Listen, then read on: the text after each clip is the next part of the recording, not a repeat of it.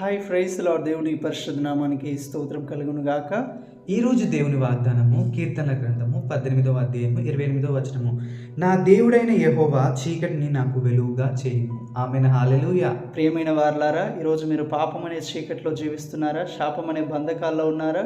అపవాది మీ మీద దోషారోపణ చేస్తూ ఉన్నాడా? మిమ్మల్ని ఎందుకు పనికిరాని వాడని అవమానిస్తున్నాడా? హేళన చేస్తున్నాడా?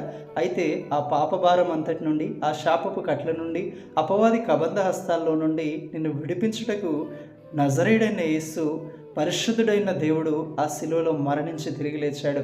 ఆయనను ఆశ్రయించడం ద్వారా ఈరోజు నీవు రక్షణ అనే వెలుగును, నిత్యజీవం అనే వెలుగును పొందగలవు. కాబట్టి ఆయన నశించుచున్న వారిని వెతికి రక్షించుటకు వచ్చాడు. చీకటిలో ఉన్న ప్రజలకు గొప్ప వెలుగును కలుగజేయడానికి వచ్చాడు. ఆయన యుద్ధకు వచ్చినట్లయితే ఆయన ప్రకాశమైన వెలుగు, పరిశుద్ధమైన వెలుగు, నిత్యజీవం అనే వెలుగు, రక్షణ అనే వెలుగును నీవు పొందగలవు. ప్రభు అట్టి కృప మనందరికీ దయచేయునుగాక.